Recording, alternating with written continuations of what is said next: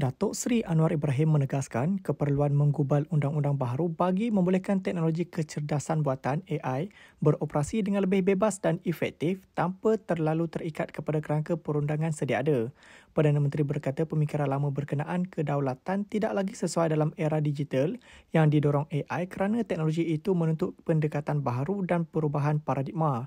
Beliau berkata demikian ketika menyertai sesi panel Forum Ekonomi ASEAN GCC 2025 di Kuala Lumpur pada 28 Mei. Sesi itu turut disertai Perdana Menteri Vietnam, Pan Minh Chin dan Ketua Pegawai Eksekutif Kumpulan G42, Peng Ziao, manakala Menteri Pelaburan, Perdagangan dan Industri, Tengku Datuk Seri Zafrul Tengku Abdul Aziz bertindak sebagai moderator.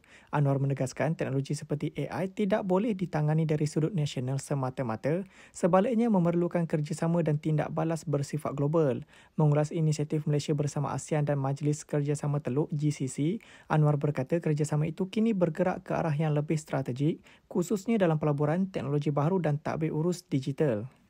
Because AI so penetrative, so compelling that it covers the whole spectrum of governance and daily life, that we leaders have no choice but to try and grasp this new technology. Now, second issue which relates to the issue of governance is sovereignty. Governments are there to protect sovereignty. But then the word sovereignty actually predates new technology. It has to be reviewed, repurposed to protect the security, yes, of the nation, but at the same time to allow for this new space to accord companies and operations in the cloud within the sovereign area, but still totally independent of national laws, excepting for protecting borders and security. So that's why I believe that we in Malaysia, for example, have accepted this. We'll have to introduce new legislation to accept the fact that sovereignty must be viewed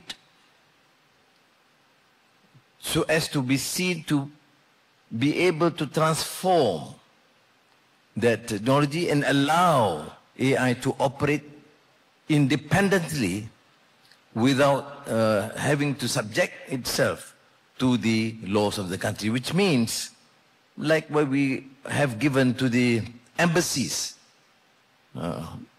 in the old system. So I think we are safe at that. On the third issue, on the regional, global perspective, because the very fact that we deal with a new technology is not national, is not sub-regional.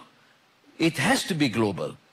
Now, our initiative in Malaysia, thanks to ASEAN and of course GCC, to be able to participate. In fact, GCC played a very prominent role.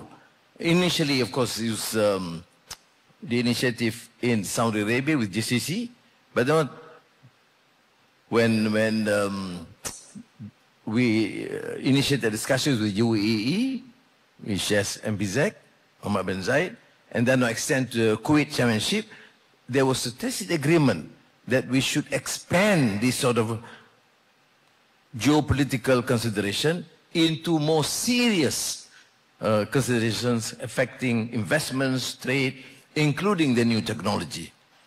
China, because it is an important neighbor in our country, but that having said that, I must emphasize here that for us in Malaysia, for example, United States remain number one cumulatively and at present investor in Malaysia.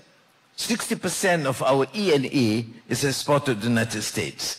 So we have to navigate this as a global strategy, not purely dictated by national or regional interests, but to push forward for the AI strategy to cover the global understanding and a new mindset that predates, I'm sorry, the whole AI, as I said, predates new technology because the new technology compels and demands. If you want to accept AI, then you cannot be thinking of sovereignty in the old school of thought. Thank you.